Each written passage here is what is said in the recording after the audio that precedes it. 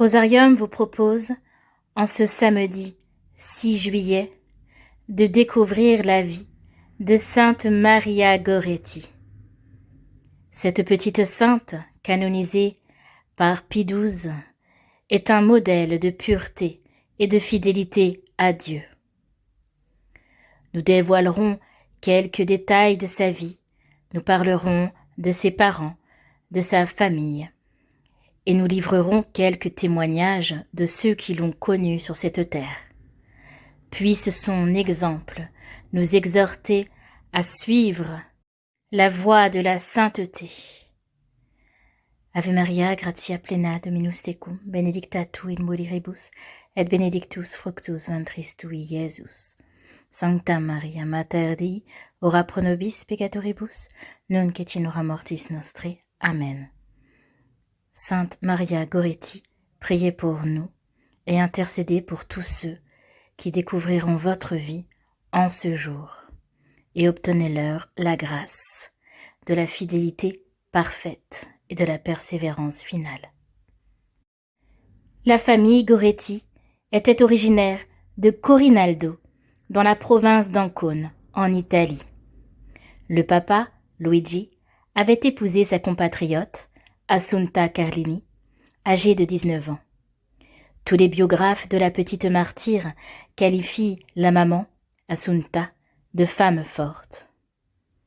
Disons quelques mots sur elle.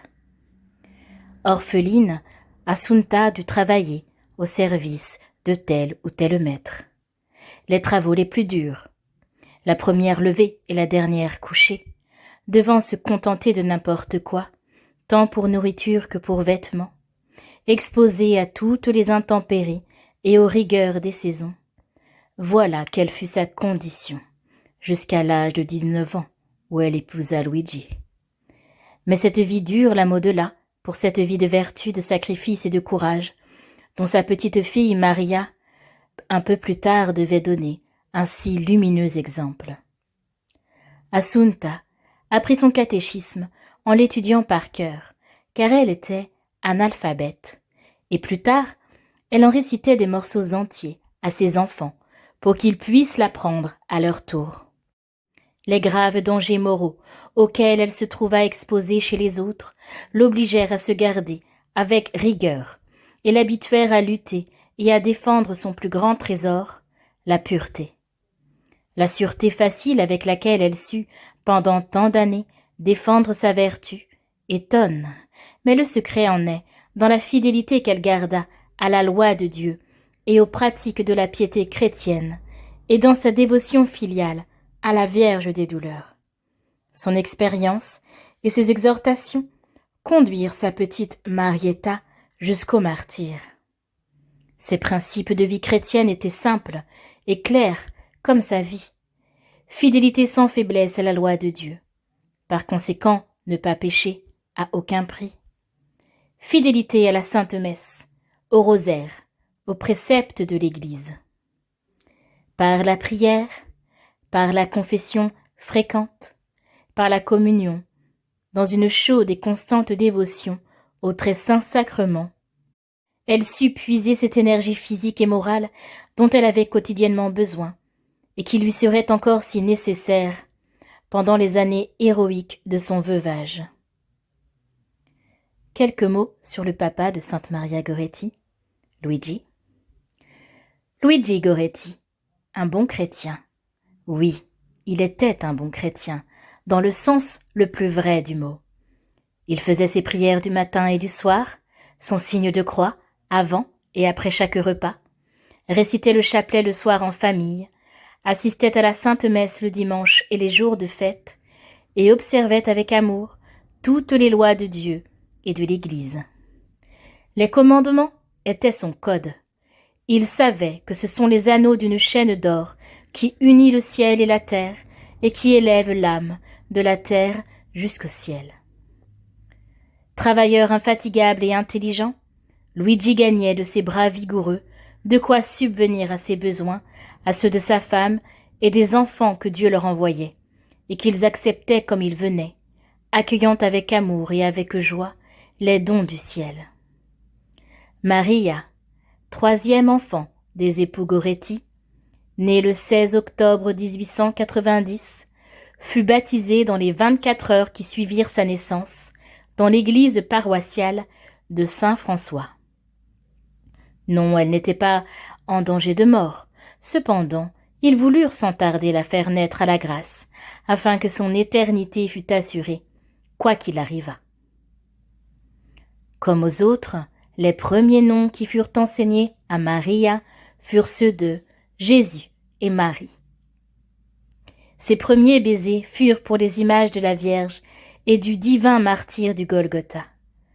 Les premières exhortations que Maria reçut: « Fais ceci pour faire plaisir à Jésus.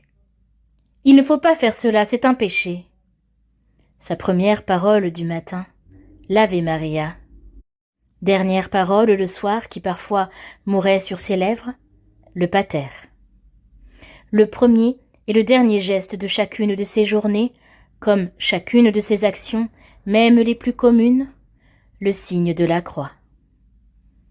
Pour suppléer aux besoins incessants des petites bouches affamées, Luigi vint s'installer à Pagliano. Avant de quitter Corinaldo, la pieuse mère, Assunta, eut soin de faire confirmer les deux plus vieux, Angelo et Marietta, qui avaient 6 ans.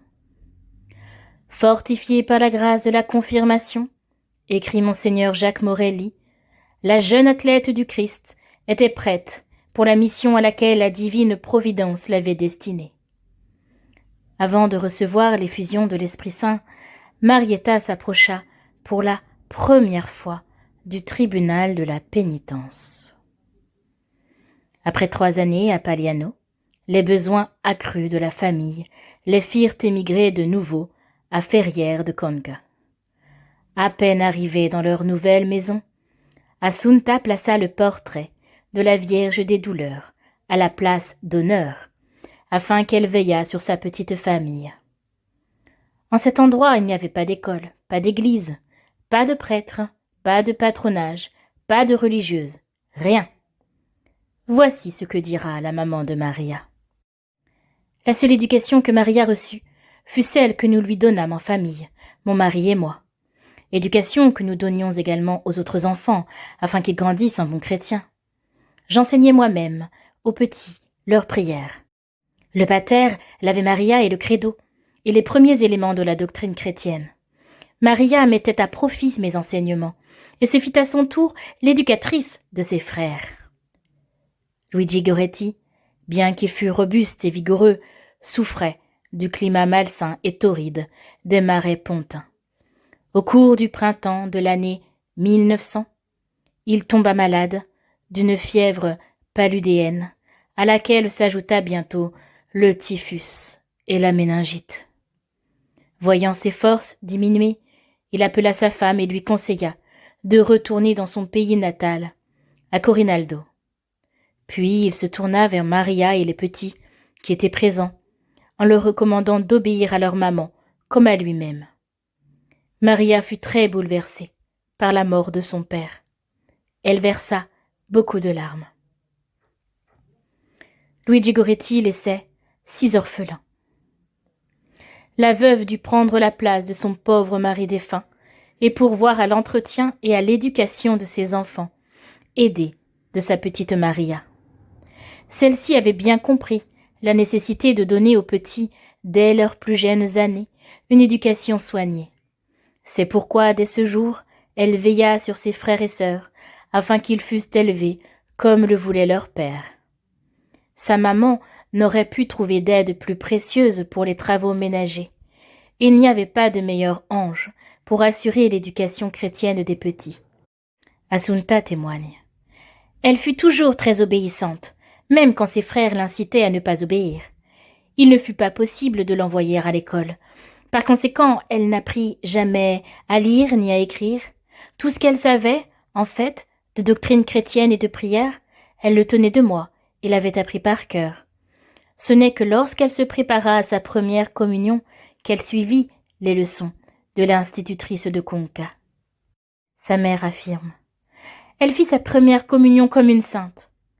La pureté à tout prix et la fidélité aux 3 Ave Maria fut le thème des résolutions qui précèdent le grand passage. Et c'était là encore une disposition du ciel, témoigne Monseigneur Signori, afin que la fillette persévérât dans ses bonnes habitudes et développât la piété par la pratique de cette pureté angélique, par laquelle elle devrait bientôt sacrifier sa vie. Le soir, elle n'oubliait jamais ses prières qu'elle récitait, et faisait réciter à ses frères, à genoux, au pied de leur petit lit. Et elle n'oubliait jamais une prière pour son papa. Ses principes ascétiques, les plus simples et les plus communs qui soient dans la vie chrétienne. Il faut faire cela parce que c'est un devoir, c'est la volonté de Dieu. Il ne faut pas faire cela parce que c'est un péché. Cela déplaît à Jésus, et on va en enfer. C'était là le pivot de sa vie surnaturelle. C'est avec ces principes qu'elle avait été élevée, et qu'elle élevait à son tour ses frères. Sa maman Assunta rapporte encore. Quand j'allais me confesser, je l'emmenais avec moi, et je puis dire qu'elle se confessait volontiers et le faisait avec dévotion. Après la confession, elle cherchait à devenir meilleure, et plus elle grandissait, meilleure elle devenait. L'assistance à la très sainte messe tous les dimanches et les jours de fête devenait souvent pour les Goretti une chose difficile. C'étaient des heures et des heures de marche, sous le soleil brûlant de l'été ou le vent glacé de l'hiver, ou encore sous les pluies torrentielles du printemps ou les averses pénétrantes de l'automne. Mais Maria n'y manquait jamais. Sa mère l'atteste. Elle allait toujours à la messe, le plus souvent à Conca, et y observait toujours une tenue exemplaire, ne regardant jamais à droite ou à gauche. Marietta n'était pas vaniteuse. Elle ne désirait pas de vêtements neufs ou autre chose. Elle s'en remettait pleinement à ce dont je disposais. Et quand elle allait à Nettuno, qui était assez loin, elle était toujours accompagnée par moi ou par Teresa Cimarelli. Elle avait horreur des paroles grossières et de tous les discours contraires à l'honnêteté. « Gardez votre langue », avait dit le père passionniste qui l'avait préparée à sa première communion, parce qu'elle est la première à toucher le corps du Seigneur. Le frère de Maria, Mariano, ajoute ces paroles. Ma sœur était très modeste dans ses paroles, sa manière de s'habiller et de se conduire. Sa modestie attirait l'attention. Et son meurtrier, qui plus tard va se convertir, dit lui-même « Cette petite, à l'exemple de sa mère, était réservée. Elle portait des robes longues, et même quand il faisait chaud l'été, elle n'avait jamais une tenue négligée. Je me rappelle en particulier qu'elle fuyait la compagnie des jeunes filles appartenant à une famille qui habitait près de chez nous, parce qu'elles étaient légères. Et quand elle allait puiser de l'eau à la fontaine, je me souviens qu'elle cherchait à faire vite, pour ne pas s'attarder, avec celles qui avaient l'habitude de parler librement. Et nous nous étonnions de la voir arriver si vite à la maison. Je ne l'ai jamais vue s'arrêter à jouer avec des garçons de son âge. Quand elle allait faire des commissions, elle filait, sans s'arrêter. Même avec ses frères, je l'ai toujours vue se comporter avec une grande réserve. J'avais des journaux et des périodiques illustrés. Je n'ai jamais remarqué qu'elle fût tentée d'en regarder les images. Je ne l'ai jamais vue faire quelque chose contre la pureté. Je l'estimais beaucoup pour la manière dont elle se conduisait. Quoiqu'elle n'avait pas encore 12 ans, Maria ne s'était pas aperçue qu'elle était devenue une jeune fille, mais d'autres l'avaient remarqué. Son père, le brave Luigi Goretti, s'était associé déjà à Pagliano avec une autre famille, les Serenelli, pour travailler ensemble le domaine trop grand et trop dur à cultiver avec ses seuls bras. Giovanni, le père de cette famille, un veuf qui avait à charge son fils, Alessandro, s'enivrait à chaque dimanche. C'était un bon travailleur sans doute, mais ce n'était pas l'associé idéal pour une famille profondément chrétienne comme les Goretti. Et le brave Luigi s'en était aperçu, au point que, avant de mourir, dans son délire, il ne cessait de répéter « Il faut qu'Assunta retourne à Corinaldo ».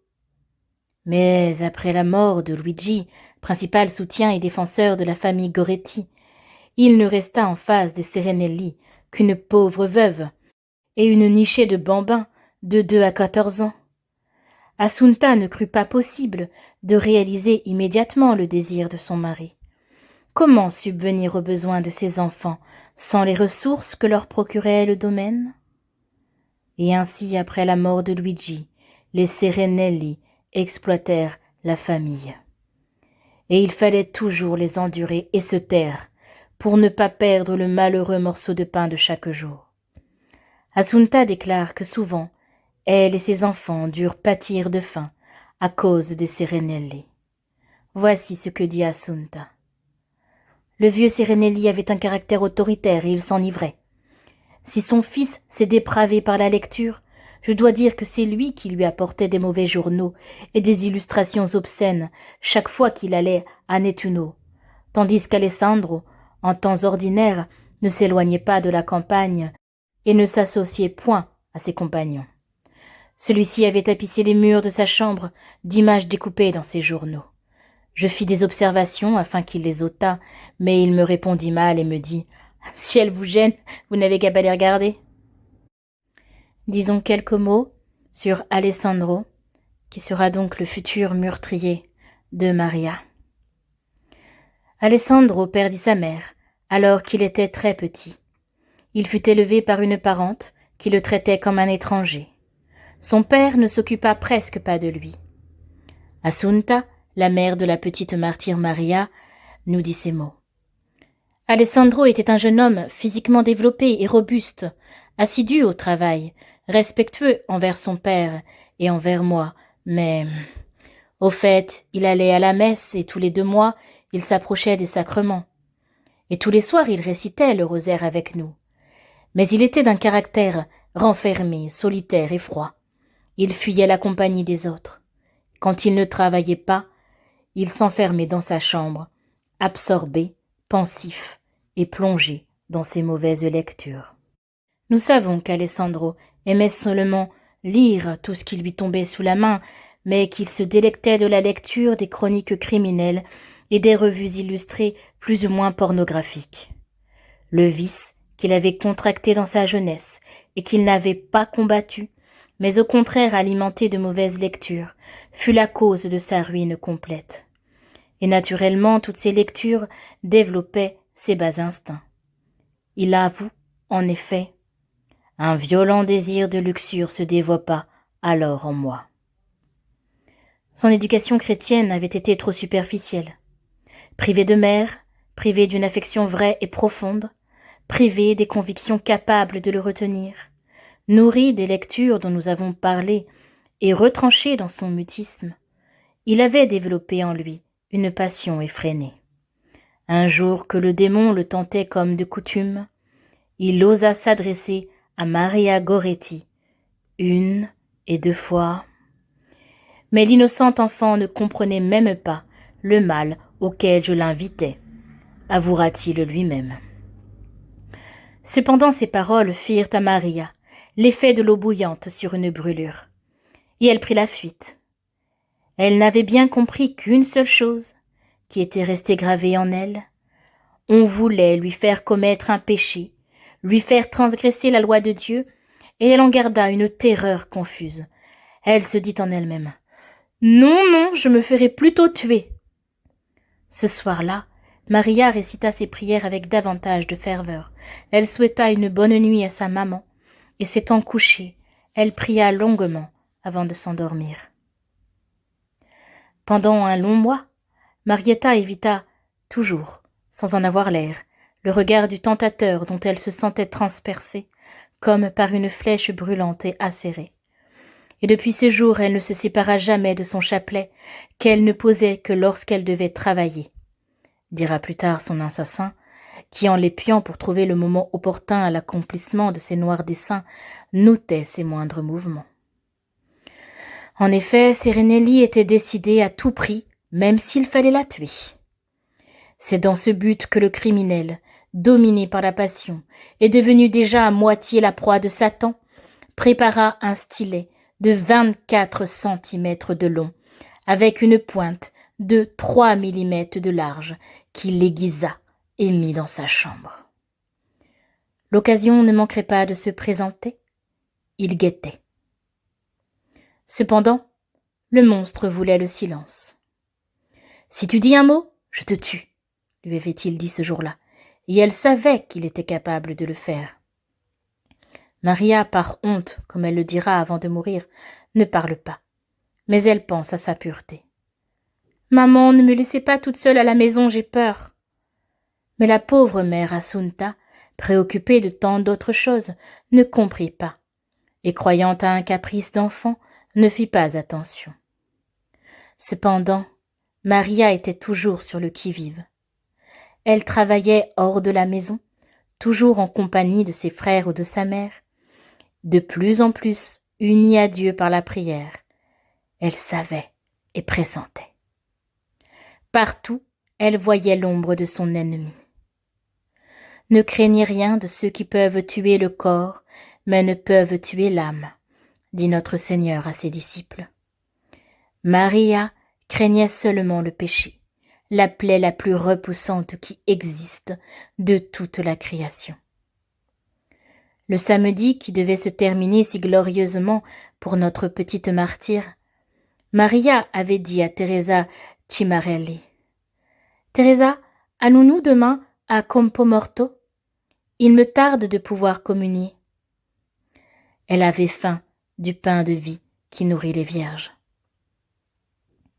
La tempête éclata soudain, en ce beau et calme après-midi du 2 juillet 1902. Les Goretti et les Serenelli avaient consommé leur frugal repas. Alessandro va dans sa chambre, prend une vieille chemise et la pose sur son lit avec d'autres vêtements à raccommoder. Revenu à la cuisine, il dit: « Maria, pense qu'il y a une de mes chemises à raccommoder. » Maria ne répond pas. Elle eut un frisson. Assunta, voyant qu'elle ne répondait pas, lui dit: « Maria, tu entends ce que te dit Alessandro ?» Et elle dit: « Où se trouve cette chemise ?»« Oh, sur mon lit, il y a aussi les pièces et tout ce qu'il faut. » Le démon avait bien calculé. Il s'emparerait de l'enfant quand elle viendrait raccommoder la chemise, pendant que tous les autres seraient là-bas, loin, à battre les fèves dans l'air. Ce n'est que lorsqu'ils furent tous partis que Maria alla chercher la chemise. Elle revint immédiatement sur le palier extérieur de l'escalier et s'y installa pour coudre avec sa petite sœur Teresa, âgée de 2 ans et demi, endormie à côté d'elle sur une couverture. Maria travaillait et priait. Et voyant soudain apparaître Alessandro qui montait rapidement l'escalier, elle eut un coup de cœur et demeura privée de souffle. Mais le tentateur était passé sans la regarder et s'était retiré dans sa chambre. Il réapparut en effet quelques instants plus tard, après avoir revêtu une chemise propre et repassée. Non, il n'y avait pas à discuter entre le salut et la perdition, entre Dieu et Satan, entre la loi de la vie et la loi de la mort. Il fallait ou bien mépriser la vie et se sauver, ou bien servir la chair et se perdre. Maria ne perdit pas de temps à raisonner. Entre elle et le misérable qui voulait ternir son âme, elle jeta sa vie. Ayant brusquement et brutalement saisi la fillette, il l'avait entraînée à l'intérieur de la maison. Une lutte inégale s'engagea. « Non, non, Alessandro, Dieu ne le veut pas. Si tu fais cela, tu iras en enfer. Dieu ne veut pas, c'est un péché. » Mais une main frémissante de rage et de passion lui enfonce un mouchoir dans la bouche pour l'empêcher de crier. « Je te tue si... » La fillette se débat, lutte, semble devenue une lionne, et la force de sa foi a multiplié sa vaillance. La passion se transforme en une haine féroce, et le fer, homicide, avec la violence d'un trépan, pénètre 8 fois dans ses chairs immaculées pour frapper et punir cette volonté, ce cœur indompté qui, au mépris de toute douleur, ne cesse de répéter « Non, non, c'est un péché, Dieu ne veut pas !» Le sang et les entrailles s'échappent des blessures ouvertes. La fillette tombe. Tout tourne autour d'elle, elle ne voit plus, elle n'entend plus. Ses forces se sont épuisées dans cette lutte féroce et l'ont abandonnée. Dieu la soustrait un instant à l'horrible réalité. La brute, la croyant morte, se retire dans sa chambre. Mais l'héroïque enfant n'est pas morte. Revenue à elle, elle se traîne péniblement dans une mare de sang, jusqu'à la porte, l'ouvre et appelle avec un filet de voix. « Giovanni, montez! Alessandro m'a tué !» En entendant cette voix qu'il croyait éteinte pour toujours, le misérable sort de nouveau de sa chambre, et au paroxysme de la haine et de la fureur, il s'acharne sur sa victime. 6 nouveaux terribles coups la transpercent, de part en part. Les organes vitaux sont atteints. « Oh mon Dieu, je meurs! Maman, maman !» Mais la maman n'entend point. Cependant la voix de la victime, cette fois-ci, est parvenue jusqu'au père de l'assassin, Giovanni. Et Teresa, l'innocente créature endormie, tirée de son sommeil par les bruits et les cris de sa sœur, s'est éveillée et pleure désespérément. Le pauvre homme affolé lui aussi a crié « Assunta, venez vite !» La pauvre mère, à la vue de ce carnage, tombe évanouie. Quand elle revient à elle, ses appels et sa douleur font peine à voir. Maria ouvre ses yeux bleus pleins de larmes et regarde sa maman avec tendresse. Elle ne parle pas tout de suite, mais le regard qu'elle adresse à sa mère bien-aimée est plus éloquent que les paroles. « Ma petite Maria, mais que s'est-il passé ? C'est Alessandro. Mais pourquoi ? Parce qu'il voulait me faire commettre un vilain péché et que je n'ai pas voulu. » Et ses forces l'abandonnent de nouveau. Nous lisons des paroles de Serenelli dans les documents officiels. Voyant qu'elle ne voulait pas céder, je devins furieux, et comme Maria s'agitait et se retournait pour se défendre, mais voyant que je ne réussirais pas non plus, cette fois plus que les autres, je pris l'arme et je me mis à la frapper, comme on bat le froment. Marietta, au lieu de se défendre, criait et cherchait à se recouvrir, et cela à plusieurs reprises.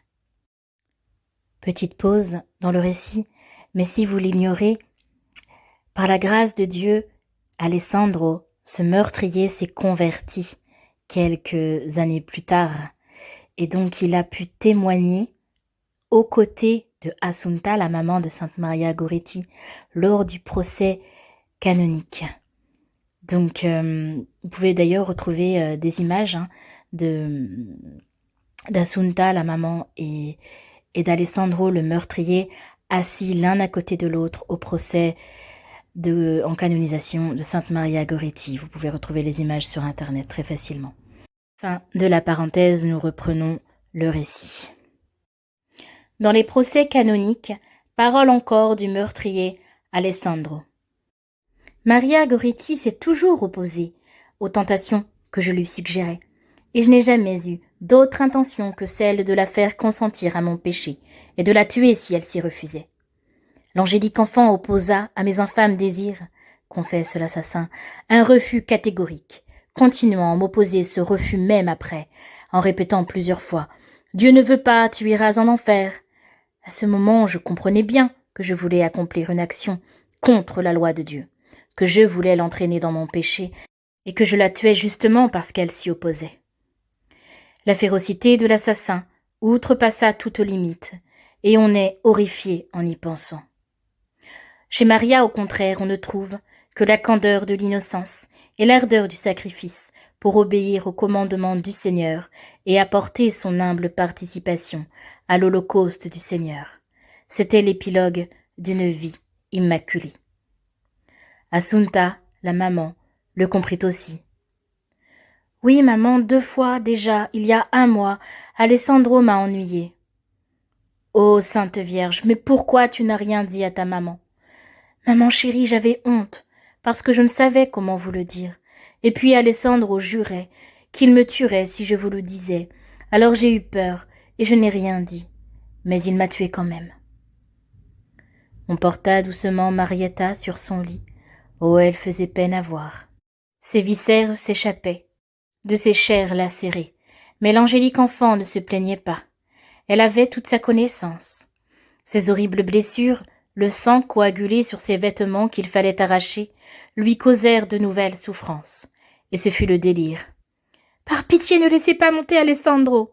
criait-elle, en faisant le geste de repousser l'ennemi, alors inexistant. « Oh, il n'y a rien à faire, il faut la transporter immédiatement à l'hôpital, » dit le médecin. Quand la voiture arriva, sa mère et les autres femmes l'y installèrent délicatement.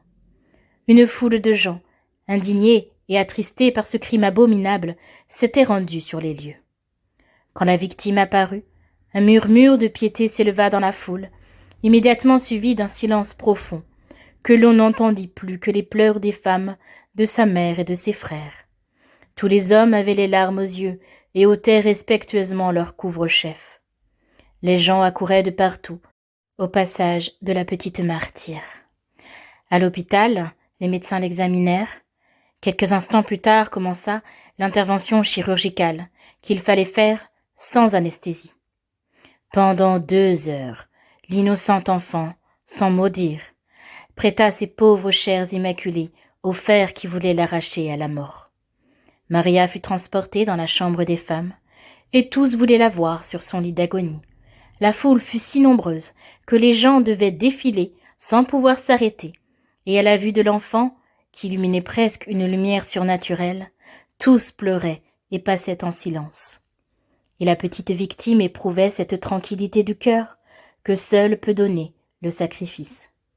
Et cette paix débordait de son âme, au point d'apporter aux autres la consolation. « Maman, je suis bien, tu sais. Comment vont mes frères et sœurs?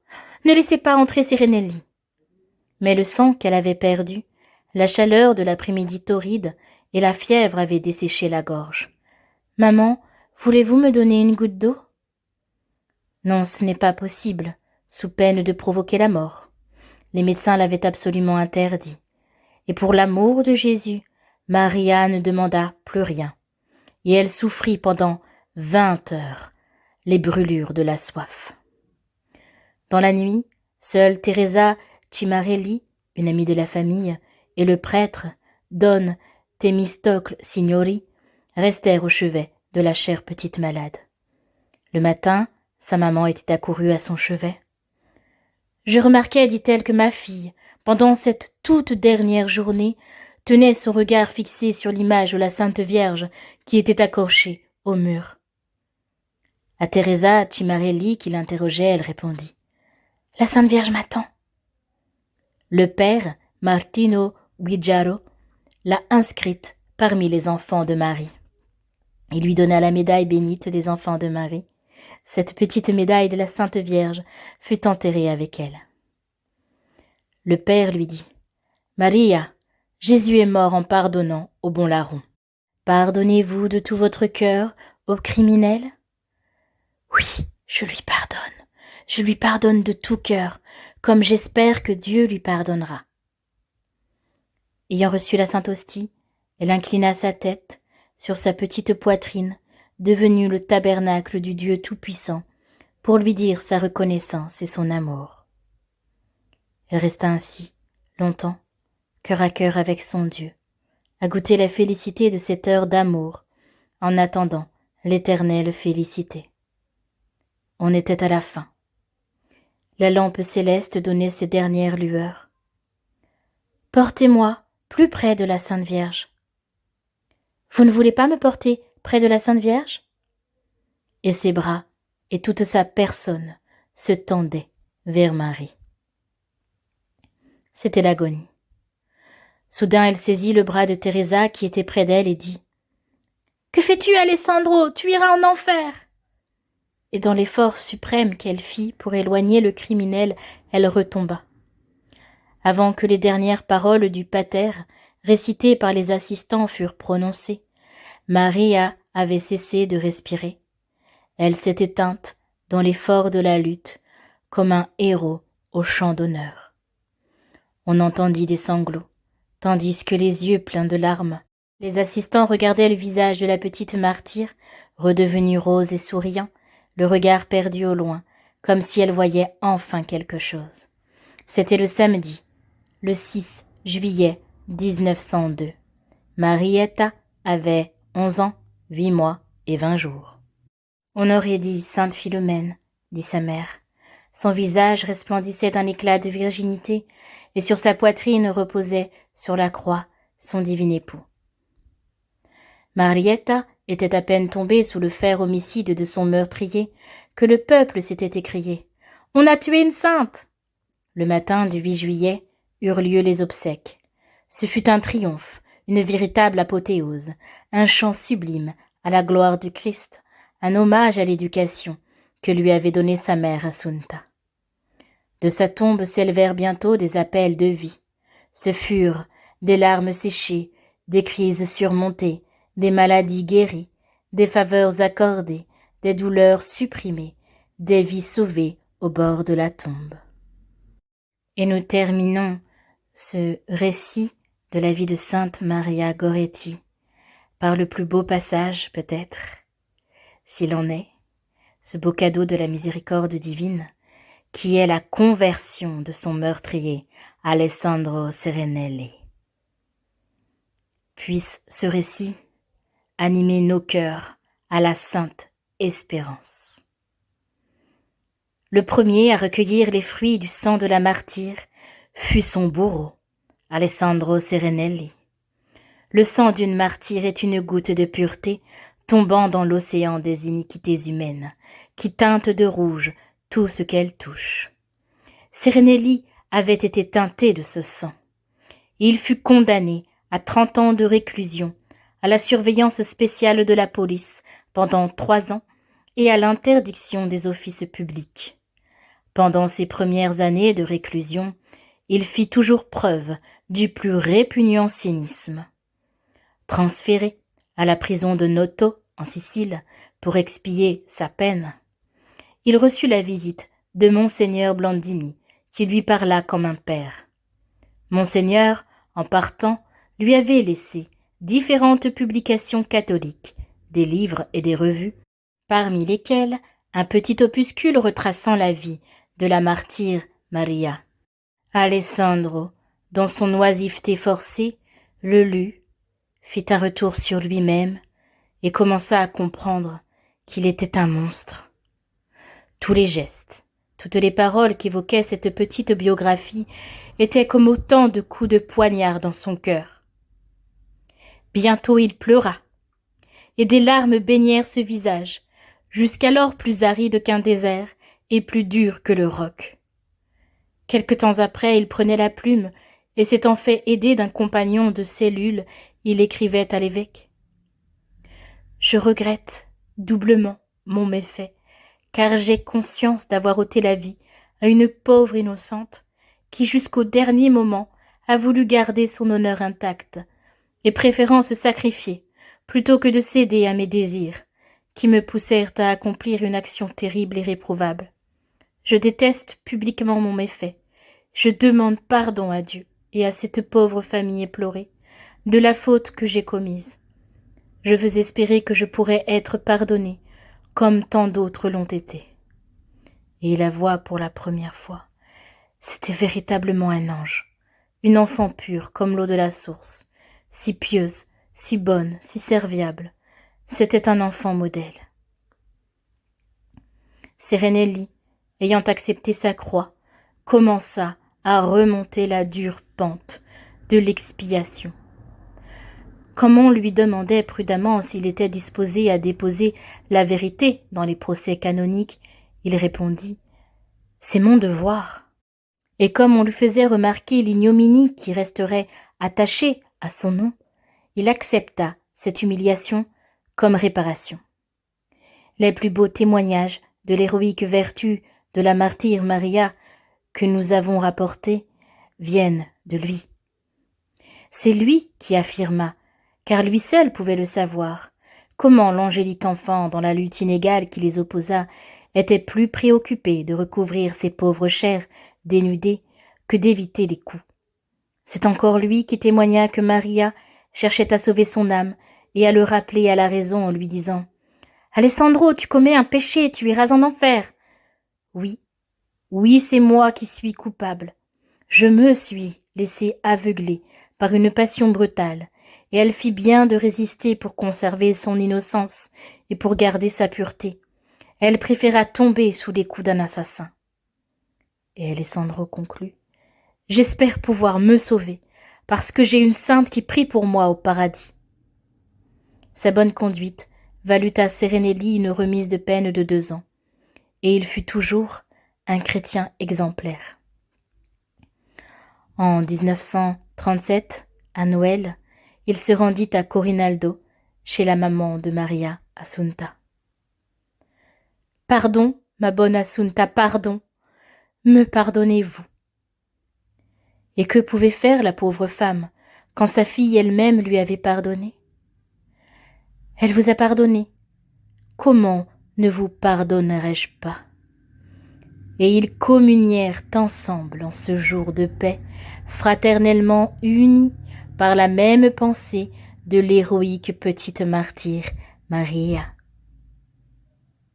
La canonisation de Sainte Maria Goretti eut lieu le 24 juin 1950 sur la place de Saint-Pierre à Rome. La grande basilique ne put contenir les 500 000 fidèles accourus du monde entier. La mère de la martyre, Assunta, âgée de 87 ans, assistait à la glorification de sa fille en compagnie du meurtrier Alessandro. Sainte Maria Goretti, priez pour nous, pour notre jeunesse et pour toutes les âmes qui ont le plus besoin de la sainte miséricorde de Dieu, ainsi soit-il.